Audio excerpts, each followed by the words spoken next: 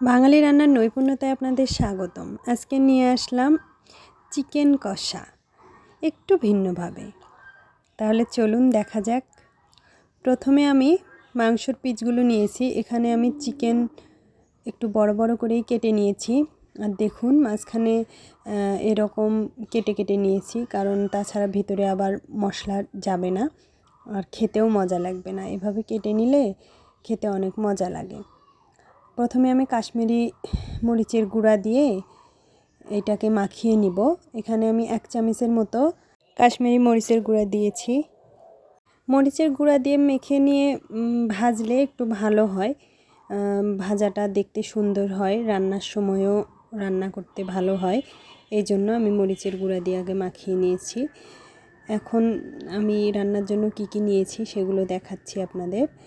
এখানে আমি পেঁয়াজ কিউব করে কেটে নিয়েছি 1 বাটি, রসুন বাটা নিয়েছি 1.5 চামচের মতো। এখানে আদা, জিরা আর শুকনা মরিচ বেটে রেখেছি।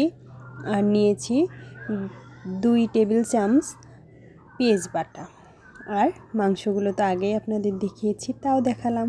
চুলায় ফ্রাই প্যান বসিয়ে ফ্রাই প্যান গরম হলেই এর মধ্যে দিয়ে দিব তেল। তেলটাকে ছড়িয়ে নিব। সবগুলো মাংস আমি একসাথেই ভেজে নিব। এই জন্য তেল আমার গরম হয়েছে, আমি মাংসের পিসগুলো দিয়ে দিলাম। মাংসের পিসগুলো আমি একটু লাল লাল করে ভেজে নিব। এই ভুনার জন্য একটু লাল করেই ভাজতে হয়। আর মরিচের গুঁড়া দিয়ে মাখানোর কারণে এমনিতেই মাংসটা ভাজলে দেখতে অনেক সুন্দর দেখা যায়। পিসগুলো আমি উল্টে নিচ্ছি। দেখুন এক পিঠে আমার হয়ে গেছে, এখন আরেক পিঠ হইলেই হবে। আর মাংসটা মাখানোর সময় আমি লবণ দিইনি, যার কারণে দেখুন মাংস থেকে কিন্তু জল উঠছে না, আর মাংসটা অনেক সুন্দরভাবে ভাজা হচ্ছে। আমার মাংসটা দেখুন ভাজা হয়ে গেছে। এখন আমি নামিয়ে নিব।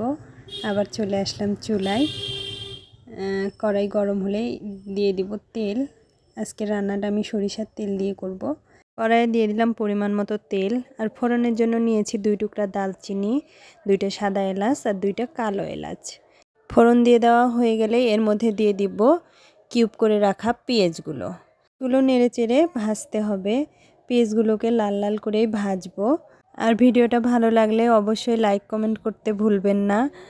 আর চ্যানেলটি সাবস্ক্রাইব করে পাশে থাকবেন, বেল আইকন বাটনে চাপ দিয়ে রাখবেন, সবার আগে ভিডিও আপনার কাছে পৌঁছে যাবে।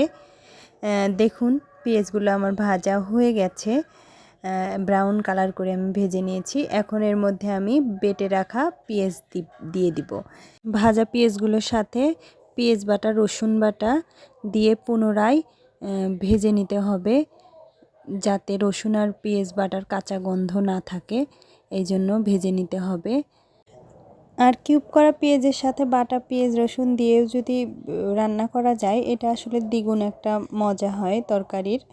আমার পেঁয়াজ রসুন ভাজা হয়ে গেছে। এখন আমি বেটে রাখা মশলাগুলো দিয়ে দিলাম। দিয়ে কিছুক্ষণ কষাবো। এটা দিয়ে দিলাম হলুদ, দিয়ে দিলাম লবণ। দিয়ে মশলাটার যতক্ষণ কাঁচা গন্ধ দূর না হয়েছে আর মশলা থেকে যতক্ষণ তেল ছাড়া শুরু না করেছে, আমি ততক্ষণ মশলাটাকে ভালোভাবে কষাইয়ে নিব। আপনারাও এইভাবে রান্না করার চেষ্টা করবেন, দেখবেন অনেক মজা পাবেন। আমরা সব সময় তো চিকেন অনেকভাবে রান্না করি, তো একদিন না হয় এইভাবে রান্না করে দেখবেন কেমন হয়। আমি আশা করছি আপনাদের ভালো লাগবে। মশলাটা আমার কষানো হয়ে গেছে। আমি ভেজে রাখা মাংসগুলো এখন মশলাটার ভিতর দিয়ে দিব। আর মাংসর ভিতরে একটু করে গরম জল দিব আর মশলার সাথে মাংসটাকে ভালোভাবে কষাবো। মাংসটা ঢেকে রান্না করব। ঢাকনা দিয়ে ঢেকে দিয়ে কিছুক্ষণ পর খুলে আবার মাংসটাকে নেড়ে চেড়ে দিয়ে আবার ঢাকনা দিয়ে ঢেকে দিব। এতে কি হবে, মাংস থেকে মাংসর যে এক্সট্রা একটা জল সেটা বেরিয়ে আসবে এবং কষানো অনেক ভালো হবে। এই জন্য সচরাচর আমরা যেভাবে মাংস রান্না করি তার তুলনায় এভাবে রান্না করলে খেতে সুস্বাদু হয়। এরকম রান্না করলে সবাই পছন্দ করবে। আর এভাবে রান্না করা মাংস যদি আপনার হাতে কেউ খায়, আমি গ্যারান্টি দিয়ে বলছি সে আপনার ফ্যান হয়ে যাবে পুরা। আমার বর তো এভাবে মাংস কষানো খেতে অনেক পছন্দ করে।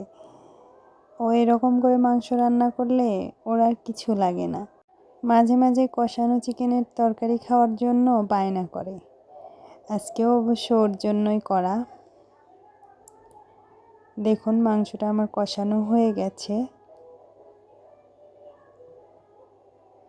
মাংস থেকে তেল ছাড়ছে। মাংস থেকে যখন তেল ছাড়া শুরু করবে তখন বুঝতে পারবো মাংস কষানো হয়ে গেছে। এখন ঝোল দেওয়ার পালা। আমি কিন্তু গরম জল দিয়ে ঝোল দিয়েছি। গরম জল আগেই করে রেখেছিলাম। আমি কোনো ঝোল রাখবো না, এই জন্যে অল্প পরিমাণ জল দিলাম। ঝোলটা যখন ফুটে উঠবে তখন এর মধ্যে দিয়ে দিতে হবে গরম মশলা।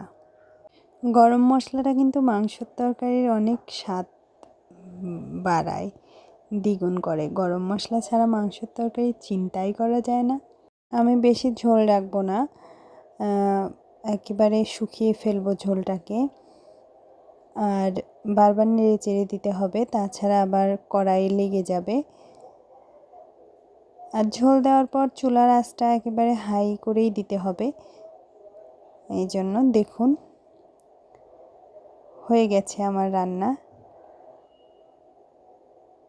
এখন আমার নামিয়ে নেওয়ার পালা।